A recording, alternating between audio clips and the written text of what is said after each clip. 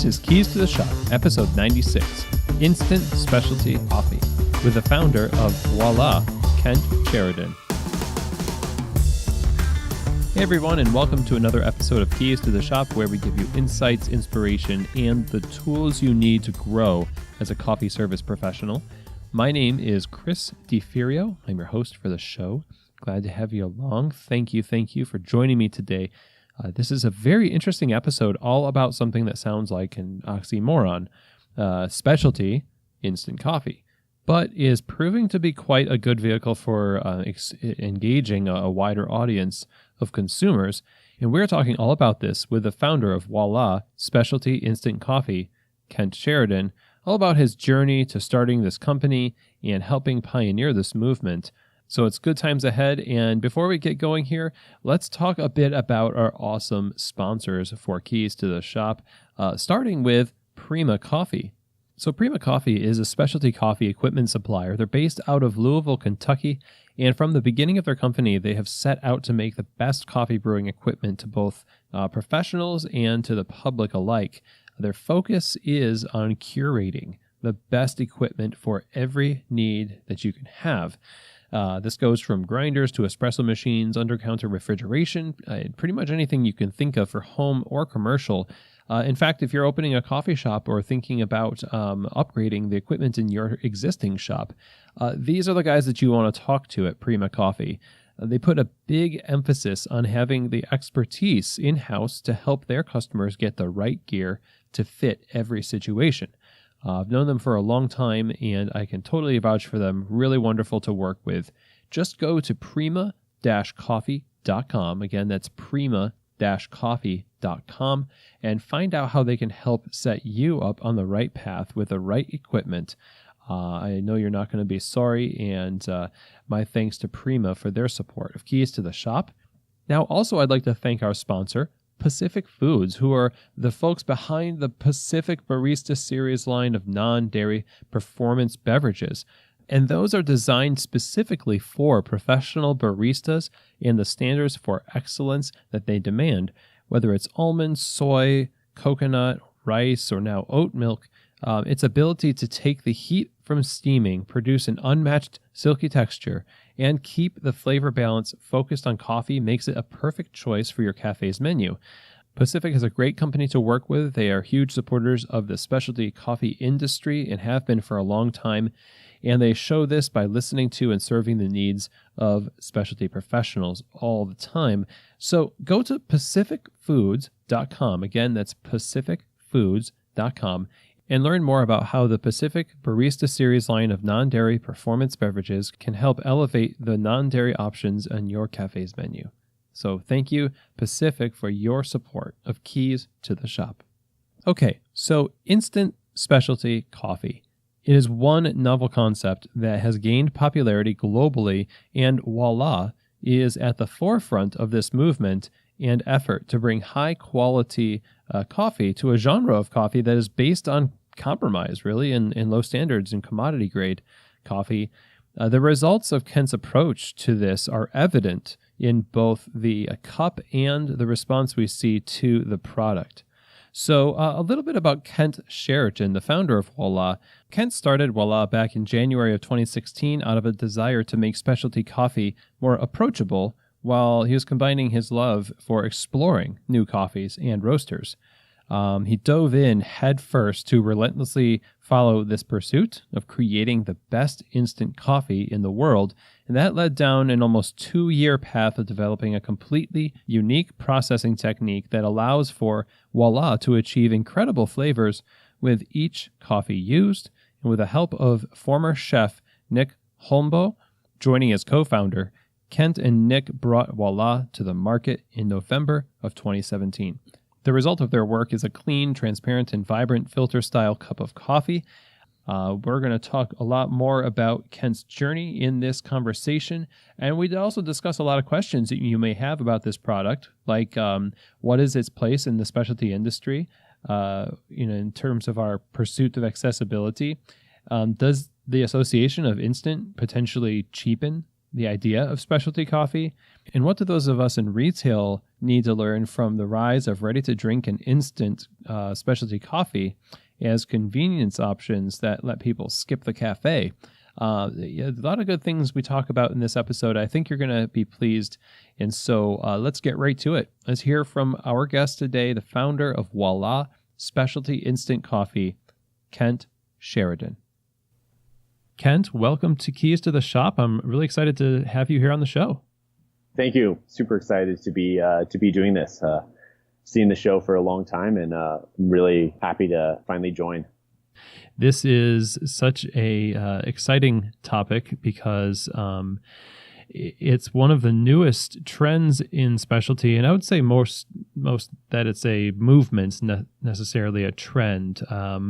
I guess time will tell, but it really is something that people want is accessibility and convenience, and they want really good coffee too, and you're giving it to them. And reading about your efforts in Barista Magazine, congrats on that recent article, by the way. Thank you. Yeah, I would add maybe even a little controversial for some. Yeah, there's a bit of a edge to the thought of having instant specialty coffee. And we definitely want to talk about that today. But I'm interested to know, how does one get into, creating specialty instant coffee? Like, what is your background and what inspired you to start doing this and starting Voila? Yeah, well, I wish it was just a super clear path, but it's one I feel like I kind of fell into by accident almost.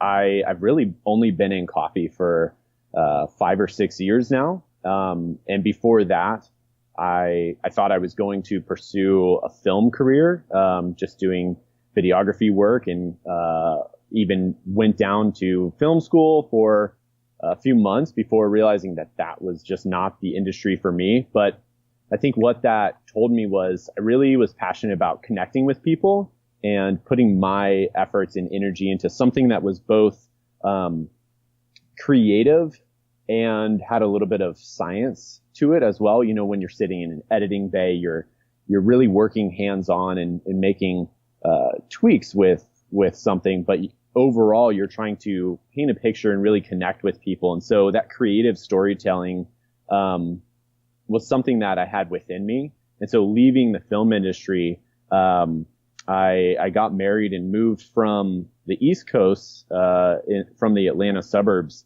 out to Oregon, and really found out what coffee was all about. I thought I knew what good coffee was, and then I came out here and really, with the help of my wife, she showed me how good coffee could be, and I kind of fell in love with it from a distance. I didn't really know too much about coffee or specialty coffee.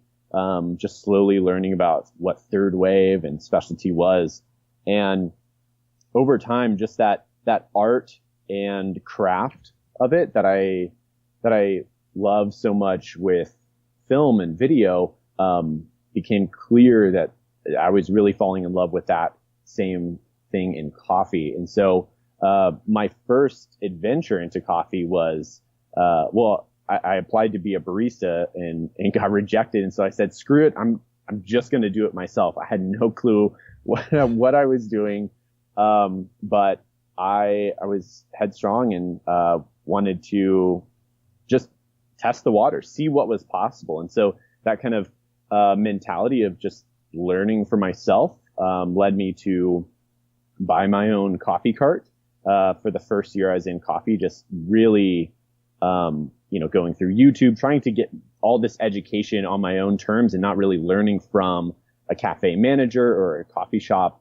And so I think that really stuck with me as I started to learn more and more about coffee, that, so many people were taught, these things that I felt weren't necessarily true, at least for me in my experience with coffee. And so that outsider's perspective eventually led me to, just really looking at the white space in specialty.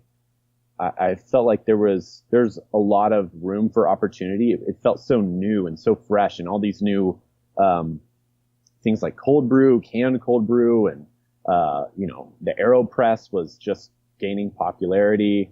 There was opportunity there, and I just felt it. And then, I don't even know how.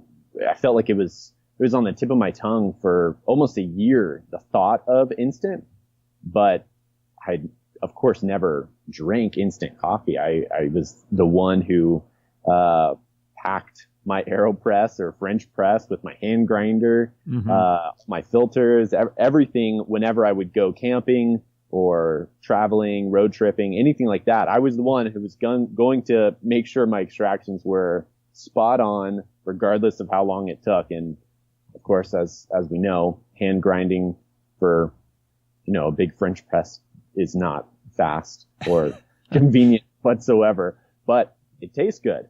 And so, throughout that frustration, I think that's how I landed on, wait, what if instant coffee could be good?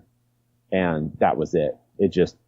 That spark really caught, did, my due diligence in Google, seeing if it was possible. And at the time, I didn't see anybody in the space doing specialty instant. All I saw was just traditional instant coffee repackaged in different ways. Maybe the most advanced instant coffee was, fair trade or organic, and that was about it. And so I thought to myself, well, if I had proved, or at least, tested coffee myths before and found them to be untrue, what if instant could be good? And I have to find out. So yeah, that's kind of how I got into it, is just like raw passion of, is this possible? And so I went out, started buying up equipment, testing, and I guess now we're 2.5 years in to when I started that. And yeah, it's really cool to see how it's developed and kind of become recognized a little bit in the coffee community. That's really cool. Oh yeah, to say the least. I mean, yeah. I remember, and maybe this was around the same time when you were talking more about the commodity grade ish instant, like Starbucks Via had been on shelves. I'm not sure for how long that's been around, but it was at that point not really considered an option still, because hey, it was their coffee, so nobody really took that much notice. Well, except for you, maybe. Right. And you've come full circle from hand grinding AeroPresses on campsites to, basically instantaneous coffee. What is it that you saw as white space in the industry that this could fill, that the industry was lacking in, that you wanted to provide an answer for? Yeah. So just really looking at how we were solving the problem of convenience, was what really took there. I mean, so at that time, camp coffee was huge. I mean, Stumptown was doing a big camp coffee campaign. The ready to drink cold brew was just exploding. And so I saw that those were really the only two solutions. Is either you try to get more compact manual brewing equipment, or you buy a pre-made drink, but you don't get to make it yourself or choose what's in it. And so I could just see that was kind of a halfway step for something bigger to come. And I have to give credit to Maxwell Kelowna Dashwood for them introducing pods. And I thought that was really, really interesting. And right at the time that I was thinking about the accessibility and bringing that to new consumers, or providing a solution when you didn't have time. But still, I felt that was just a halfway step for something to come. And I think in those moments and in those thoughts, that's where it clicked. Because, when you first get into coffee, or I feel like most of us, when we first get into coffee, it's usually through, a family member or an older sibling, and you drink it and you don't like it. You have to cover it up, but then you start to like it and you start to discover, oh, wait, there's better versions of this. Coffee doesn't just taste like coffee. Like, it's not a flavor in and of itself. If it's good enough, it can have these nuances. And so, that same thought of, wait, instant coffee maybe doesn't have to be just instant coffee. Yeah, that was kind of that white space transitioning moment for me. I felt like we were just close, but not quite there. Okay, so you started and you got the equipment, you started to mess around with stuff in this process. And of course, I imagine there's a learning curve to this whole process. Can you tell us a little bit about that and being able to arrive at like a marketable product? Oh, of course. Yeah. Well, there's quite a bit of a learning curve when you try to start from scratch and do something that, only billion-dollar companies do when creating instant. Yeah. So the first thing, of course, is I just put coffee in a freeze dryer and realized that didn't taste quite as good as fresh coffee. It tasted more like like burnt dollar bills. Oh yeah, really, yeah, totally. I know that taste. Yeah, of course. That was really gross. So probably 4 to 6 months of drinking really, really terrible coffee and just testing every method I knew how, and just absorbing what clicked, what started to work, and what made sense, and what if I did it this way, and what if I, it's just endless with brewing methods, what you can do, but it seemed like nothing was really working. And then, without going into too much detail, I felt like one day I just had an idea. Wait, okay, what if I put this in there? And it's tasted not terrible. It's like, okay, I'm on to something here. And so once I started to get some traction with kind of messing around,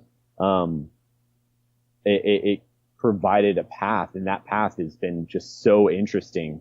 I almost wish we couldn't, we didn't have to keep it a secret, because I think it's just so cool. I love just sharing what I've learned about coffee, but it took probably another 6 to 8 months on top of that just to fine tune this way of making coffee that is still unlike anything that anybody's doing today. Right. It's not what the traditional instant coffee people do, because they just care about the cost. So, they're getting lowest quality beans, extracting them to just sludge, so it's really efficient. And then, the other players in the space right now are doing it their own way as well. So I feel like we've really taken our time and tried to create something completely unique to us that not only has quality as its number one priority, but, number two is the scale behind it. Because we want to get specialty coffee to the people, to the masses. It'd be really cool to just use this to bring more consumers into the space. Interesting. I know that some people use espresso as a means of, that thick coffee that can work well in the process. And so I know it's hush hush. And, if at any moment during this conversation, you just feel like, gosh, I just got to share it, just blurt it out. That's fine with me. An exclusive. Yeah, I'll keep that in mind. Espresso, just hearing about that for this process hurts my wrists a little bit. That's one thing we don't do is, wrist cranking espresso shots all day long. That was never an option. So in the process that you do have, what do you prioritize in the coffee? So you say quality, but could you be more specific? Like, how do you assess an end product to say, yeah, it's better than traditional instant coffee, but what's the level at which you're just like, yeah, this is it. Like, break that down for us into, I don't know. It depends on the origin, of course, but what are those quality standards that tick those boxes for you? Yeah, well, no, I think origin speaks to it pretty specifically. Is we want that origin represented. I think for me, it's all about the transparency. So we're getting, these incredible coffees from these amazing roasters across the country, I want to do those coffees justice in the way that those roasters developed them. So for me, it's all about, I want to be able to send that coffee back to that roaster and for them to say, yes, this is our coffee. This accurately represents the full spectrum of what this coffee has to offer in the best way we can. And of course, with instant, we're always losing a little bit, but that's the number one priority is, it needs to taste like that roaster's coffee from that origin. Mm-hmm. So this is similar to the dilemma that people in processing a decaf coffee have. Right.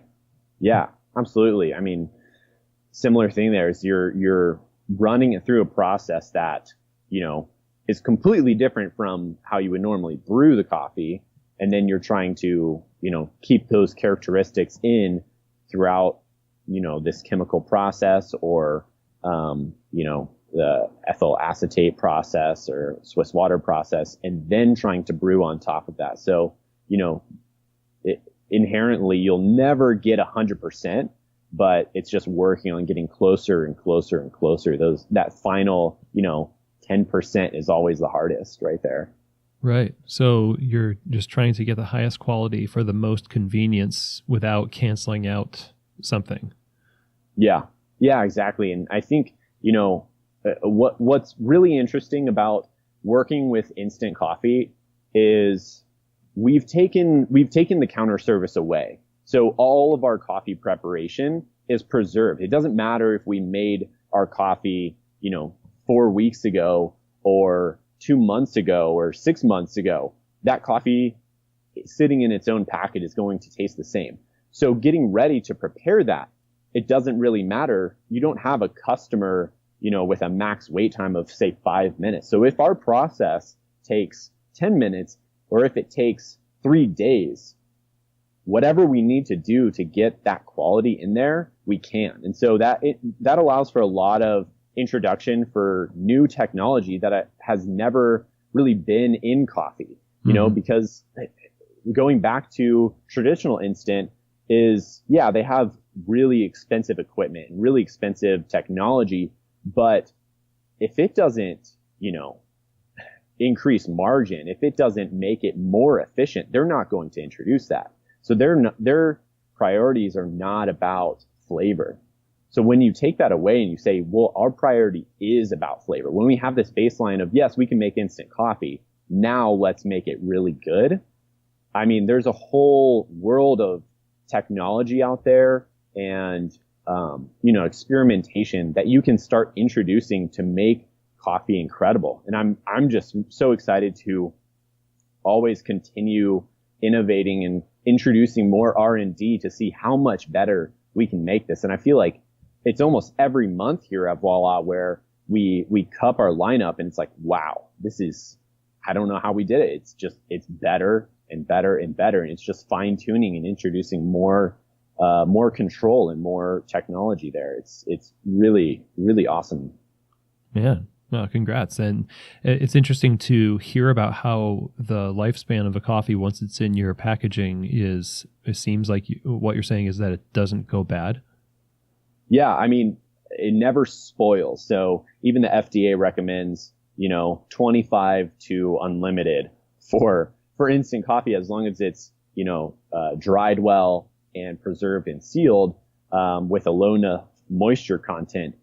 It's never going to spoil. Now, there will be natural degradation in the coffee over time. And so we have a best buy of 1 year. But personally, 2.5 years in, we're still drinking coffees that we were, testing with 2 years ago that still tastes fine.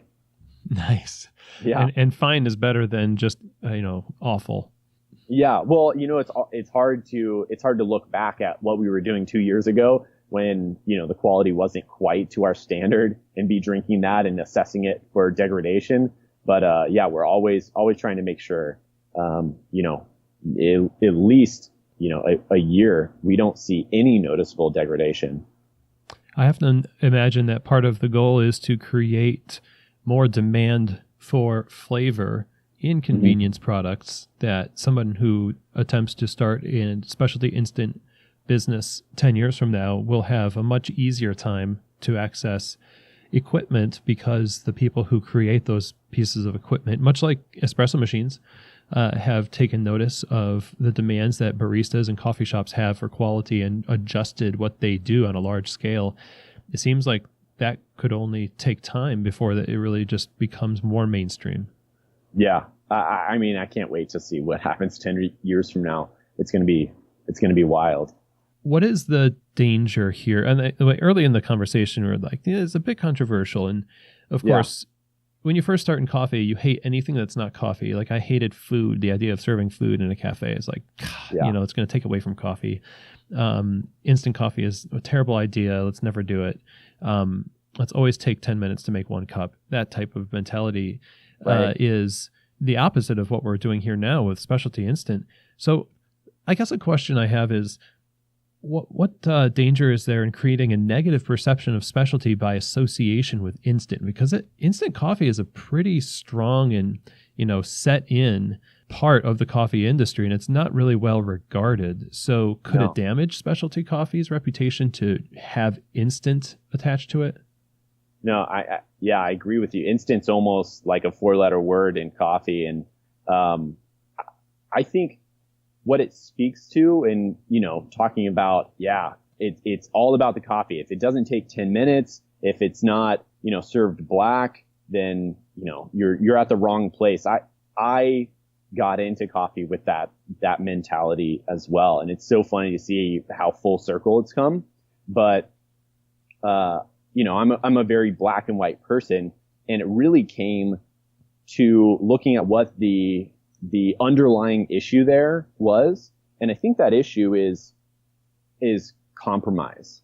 And so when looking at, why do cafes have, a no, cream or sugar policy, or why do certain shops, refuse to make certain orders? And I think, we're seeing a little bit of a change in a new movement where that's, less regarded by the industry, and we're focusing more on approachability. But still, that underlying issue of, we put so much work and effort into this. Why would you just go and destroy it because you think that tastes good?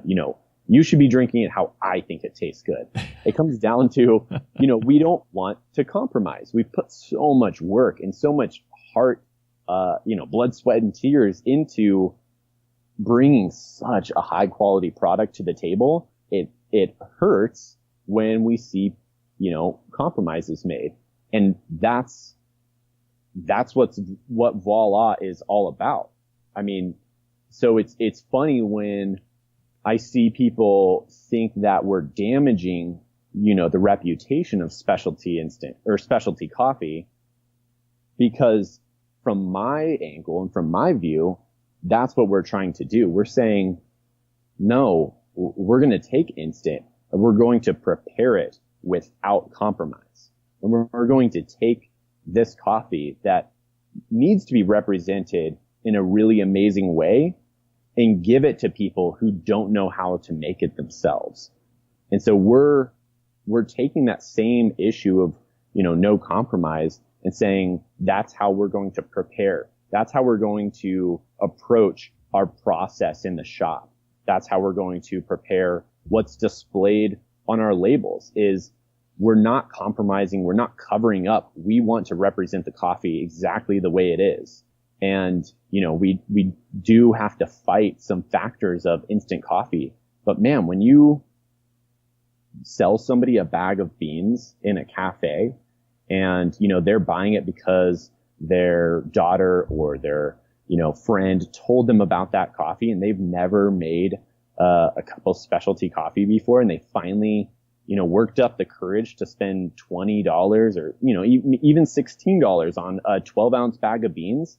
That's a big investment for somebody who's used to paying a quarter of the price. You're right. Yeah. And so you ask them, do you need this ground? Yes. How are you going to prepare it? Well, I don't know, on one of those press things. They're probably going to go home and put it in their French press and shake the hell out of the plunger to get all the coffee juice out they need. And it's going to taste horrible.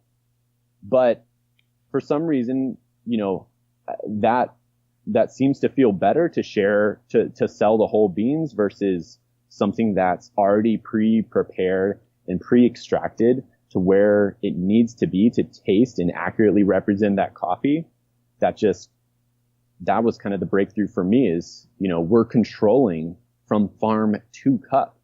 The worst thing you can do is add too much water. I mean, we're not allowing for compromise. You can add cream and sugar afterwards if you need to, but somebody's going to do that regardless. At least we're giving them a product that doesn't compromise on the process, the, roast development, the quality, everything up to extraction even. And so that's where I come from. And that's what I see as, moving the industry forward through offering something that can reach new consumers and allow them to experience something without compromise for the first time, in their own home without a manual or, a recipe on how to do a V60, which is all awesome and stuff that I hope everybody falls in love with enough to get into doing that because it's so fun to do it on your own, but you don't have to start there. It's not easy. Mm-hmm. Well, if you start with something like your product, for example, it's sort of like the new way to start in coffee, the way, everyone does with a cup of coffee that you can kind of taste the nuances of. Like the way I started, I had 2 air pots at my local coffee shop and I could taste the difference between the two. And that was exciting to me. It wasn't great coffee. It was just a step in the right direction. And it seems like if you have this instant product that has a high quality taste, it might help you get that other thought in your head, which is how much better could it be if I was just doing this the right way from the bean? Yeah, totally. I want to tell a quick story about the first time, I got some amazing feedback. It was right after the Voila Kickstarter ended. We sent out, all of our coffee, our first run going out to consumers. And I would say, half of the backers on Kickstarter were, regular specialty coffee drinkers. And then the other half were just, normal coffee drinkers. They don't necessarily go to specialty shops. They may have before, but, they don't really know about processes and origins. And so I remember getting a message from this girl who had Voila on a road trip. And so she didn't have a choice to add cream and sugar. She said that this cup of Voila was the first time she had ever finished a cup of black coffee and enjoyed it and didn't want to add cream and sugar. Very nice. Because there was no stigma there. There was no, nothing intimidating about it. It was just a cup of instant coffee, felt familiar. She knew how to make it. And the flavor was there. It wasn't, it represented all the sweetness and all the characteristics that are, delicious in a form that she traditionally associated with bitterness. And that was just really, really amazing to see that we could provide something that almost converted somebody from a regular coffee drinker to possibly a specialty coffee drinker. We gave them that experience. And so, yeah, it's about taking this thing we all love and are passionate about and saying, here, just start with this. Does it taste good? Do you enjoy the taste? You don't have to learn about it first. We can get to that later. You don't have to know about, the pre-infusion or, you're going to swirl at the end of your V60. That can all come later. Yeah. Just does it taste good? And if it does, awesome. Try another one. You've got 5 packs right there, 5 different single origin coffees.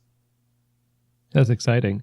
Kind of a gateway for people to get into coffee. And then for those of us, like you say, who are into specialty already, this is like a godsend on a road trip or on that camping trip. Right. It's super convenient. And that's something that I wanted to ask about, which is, the convenience market, the ready-to-drink coffees, there's endless possibilities of cold brew at Whole Foods and across the country. And now we've got instant coffee coming out and specialty grade coffees. Is part of this a reaction to inaccessibility somewhere in the industry, like in the retail sector? I think part of it is, part of it's a little bit of the, classic pendulum swing of, we went too far in the direction of, what we were talking about earlier. Coffee has to be this way. It has to take a long time. That's what good coffee is. And so we're moving in the opposite direction, and we're seeing more of a movement for, meeting consumers where they are and being okay, preparing drinks exactly how somebody wants, and, having these ready to drink options. But phrasing it like that makes it seem we might go back in the other direction. I don't think we will as much, because I think we've realized that we can now prepare something in a way that we feel good about and bring more consumers into the specialty market. I think that's what it's about. And that's why I don't feel like we'll really move backwards. The specialty pool, from what I know, people who order, bags of beans in the US is about, 3 to 4 million. That's kind of the pool of people who are regularly doing that and who feel confident enough. And that's not a whole lot. I mean, specialty shops and roasters are popping up every single day in cities all over. We're going to either tap out this pool of consumers, or we need to present something that brings new consumers in and converts regular coffee drinkers to specialty. And so I think that's kind of the movement we're seeing with these products is providing something a little bit more approachable, a little bit more accessible, but something we all feel good about. And yeah, some of them I would say right now still compromise a little bit, but at least it's better than nothing. At least it's better than turning people away because, they didn't know how to pronounce Yirgachev. Right? Yeah, exactly. And I love that way of looking at it. Yeah. I mean, a lot of us work in retail. I'd say most of the people who listen to Keys to the Shop are retail professionals, managers, owners of coffee shops, people who roast coffee in their shops. They depend on whole bean sales and guest staff interactions. And, given that convenience coffee and accessibility is such a priority now in the market, and what we see going on around us is maybe people are just, sometimes skipping the retail experience. What can we learn from your perspective? What can we learn in retail from this movement for convenience coffee, specifically convenience specialty? I think there is a big focus on retail shops and roasters really trying to make coffee education more and more approachable and more friendly and easy to understand for people to be able to take whole beans and bring them home. But I think, if we really do see a shift from people enjoying specialty coffee in cafes to at home or on the go, that's not the fault of convenient specialty coffee or ready to drink coffee. That's the market making that decision. And so if they're making that decision, then there's something fundamentally broken at the cafe and retail space level that needs to be fixed. And I think, cafes are so your It's a meeting place. It's a place where you can feel welcome. It can be a ritual. It can be, your office, or it can be a break from, the day to day at your office. And so if we really do see a movement away from cafes, there's a problem there that needs to be seriously looked at, and shops need to assess what's wrong and where their strengths are at and double down on those strengths. Whether that's the quality is not so far above convenience coffee where they need to take it up a notch, or they're just not providing the service that people crave anymore. I think that would be my intuition there and my thoughts. Yeah, I think I tend to agree in that there is that we've doubled down on sort of a way of coffee that presents hurdles for people instead of pathways. Yeah. And then at the same time, there's limits to what a physical coffee shop can offer people who don't live at that coffee shop. Right. So a product like yours comes at just the right time when life is crazy and you don't have time to go to the coffee shop. And maybe that's not the fault of the coffee shop. Maybe that's just, hey, that's life, man, Yeah. And they can have specialty in that moment. And as we're talking about this, I'm thinking, yeah, we're thinking about the end user experience. We're thinking about retail, but the whole chain of specialty coffee, the supply chain, benefits from another avenue of having specialty represented. Yeah, I think it kind of speaks to a similar problem.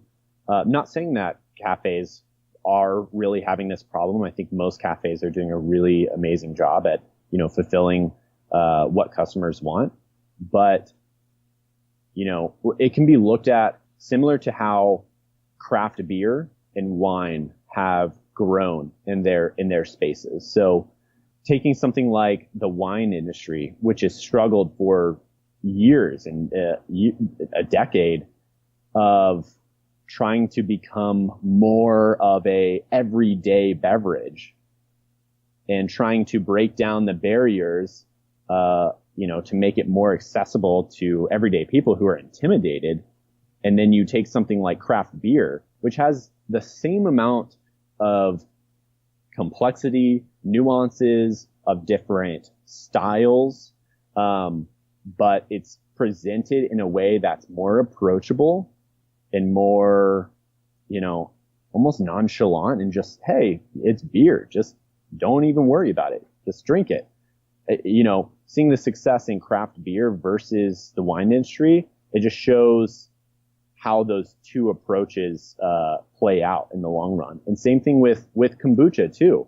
If it's a completely new craft product, so it's not fighting any change in consumers' mindset about it. It's completely new, and so if you're doubling down and it's not working, it's time to look at how you're approaching that change and how you're offering your products to consumers, because ultimately the market will decide if it's worth it.